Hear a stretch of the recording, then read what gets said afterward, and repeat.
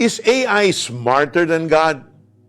In a span of just a few years, we have seen how AI or artificial intelligence is transforming our society.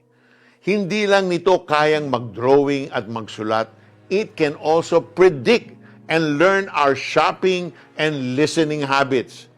And as of today, people use AI as a coach, consultant, and counselor. While AI can predict our buying patterns, it cannot know what our hearts truly desires. Kaya naman, ang AI mag-analyze ng data. It will never know the motives behind our choices or the pain behind our smiles. AI seems to be powerful, but it does have limitations in what it can do.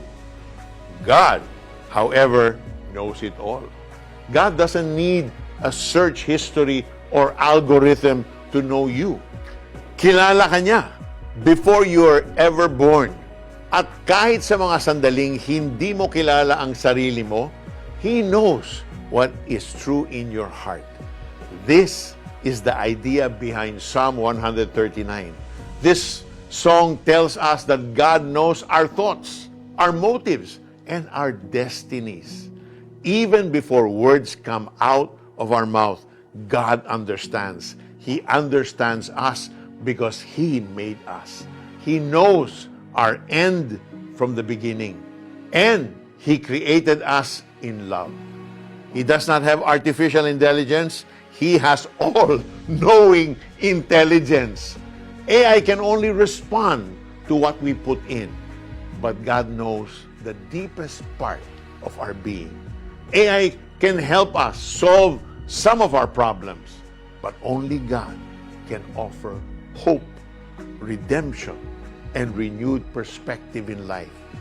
If you are going through something difficult in your life, don't ask ChatGPT first. God, the Holy Spirit, is available. He can guide us and lead us in the right direction. Trust Him completely. Let's pray. Lord, Holy Spirit, help me trust in your wisdom for my everyday problems and worries. Amen. Hindi mo kailangan ang subscription to ask wisdom from God. You can always come to Him through prayer and reading His Word. Ako'y iyong siniyasat. Batid mo ang aking buhay. Ang lahat kong lihim, Yahweh, ay tiyak mong nalalaman. Awit 139 verse 1. This is Peter Kairos saying, God loves you in spite of knowing everything about you.